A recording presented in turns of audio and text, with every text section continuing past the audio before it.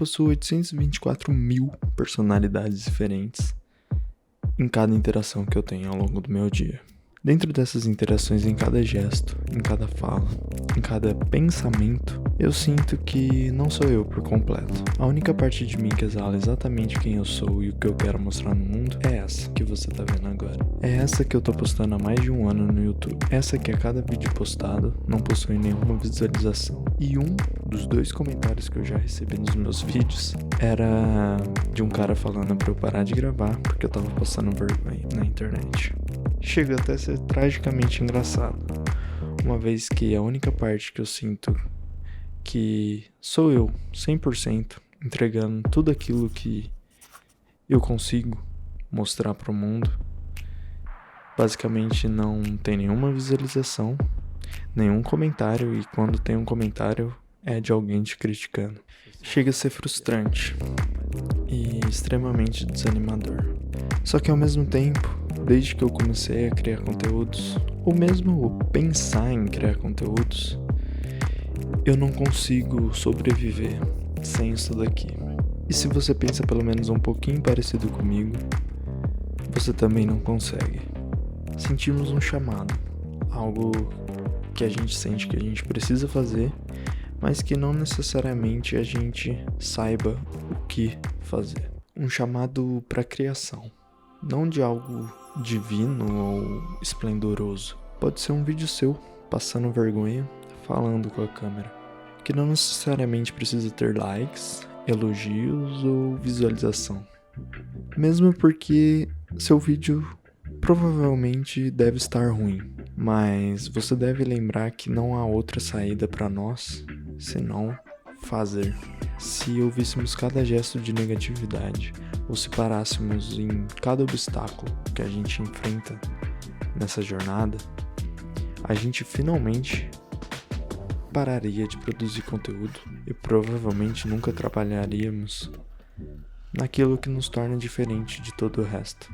Seria como trancafiar Van Gogh dentro de um quarto escuro e o impedir de fazer seus quadros, como se você tirasse as cordas vocais de um cara foda do discurso como Martin Luther King, como se a gente amarrasse um gênio da física e amordaçasse ele e o impedisse de falar, e ele nunca pudesse trabalhar, estudar e publicar suas ideias geniais. E eu não tô tentando me comparar a nenhum desses gênios ou a nenhum desses tipos de pessoa. O ponto que eu quero chegar é que, assim como eles, eu tenho uma necessidade imensa de me expressar. E de me expressar no veículo que eu achei.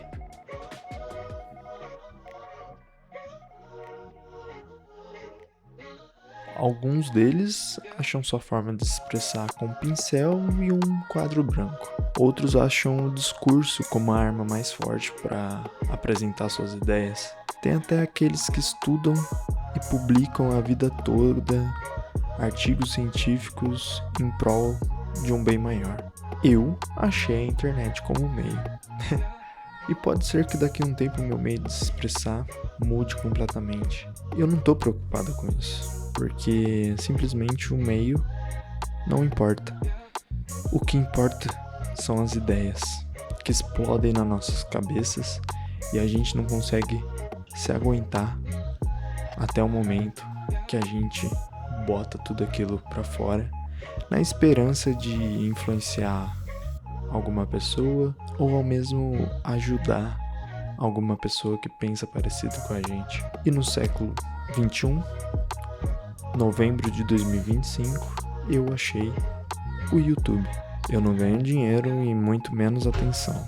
Em uma corrida que eu tenho a sensação que vai durar a vida toda, a minha síndrome do impostor está tentando me caçar a todo momento. E a cada brecha de descanso que eu dou, ela chega mais perto. O caminho é árduo, mas o que me alegra é que existem pessoas como eu, e já passaram e passam por essa jornada escura e sem caminhos definidos, rumo aos sonhos que você almeja alcançar. E cada relato, ajuda ou apoio, seja de um mentor, de um amigo ou mesmo da sua namorada, eu lembro que nesse caminho duvidoso ainda há luz.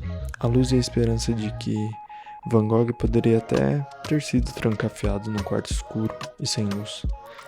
Mas eu gosto de imaginar que ele arrancaria a unha da mão e desenharia na parede mesmo, com sua mão, a representação daquele mundo ordinário, daquele mundo comum que só ele conseguiria representar da forma dele. Martin Luther King poderia até ter suas cordas vocais arrancadas, mas o discurso dele não era sobre falar mais alto, não era sobre ter mais voz dentro de uma roda de pessoas brancas. O intuito dele era mudar gerações, mudar a história da sua raça e ressoar suas ideias ao redor do mundo todo.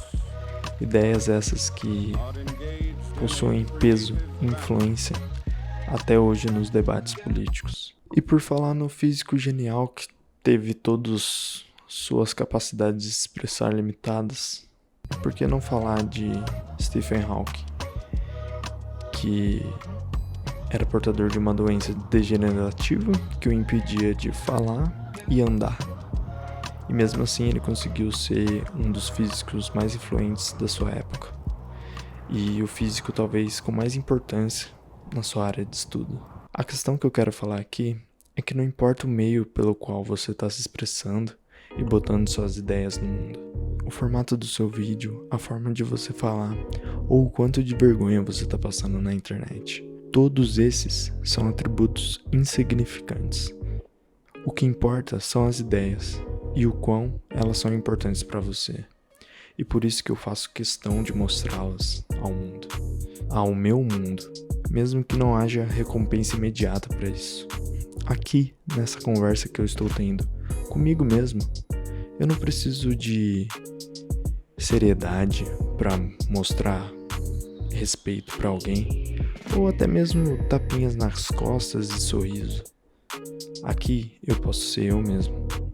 Eu não preciso de nada, apenas eu e minhas ideias. E o mais impressionante é que todo mundo é assim.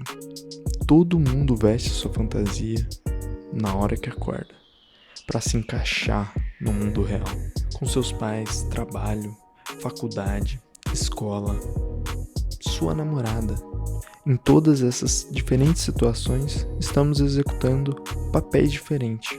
Isso é normal, isso se chama convívio social. Mas todo mundo deveria passar tempo suficiente consigo mesmo para descobrir ideias simples, mas que empolgam sua alma, no fundo do coração. Todo mundo é capaz disso. O problema é que as pessoas não passam tempo suficiente pensando por elas mesmas. Sempre colocam um terceiro no lugar, uma terceira pessoa. Somos impedidos de realizar nossos sonhos, ou por pessoas que não importam de verdade pra gente, ou que não possuem nada parecido com uma vida que desejamos ter. Se eu pudesse deixar uma dica aqui, seria pra você parar de deixar que as pessoas pensem por você. Reserve um tempo pra você com os seus pensamentos. E só volte quando você estiver decidido fazer alguma coisa genuinamente por você. E quando você voltar decidido em fazer uma coisa por você e apenas por você, não foque no meio de implementação dessas ideias e muito menos nos resultados que você espera ter. Não foque no quão ruim está ficando ou o que as pessoas vão achar a respeito daquele conteúdo que você está fazendo. Crie algo seu, não para os outros, para você, pelo bem da sua sanidade mental nesse mundo que te obriga a consumir o tempo todo. Você deve desesperadamente começar a produzir e produzir algo para você. Não deve haver negatividade no mundo que supere a sua vontade de se expressar.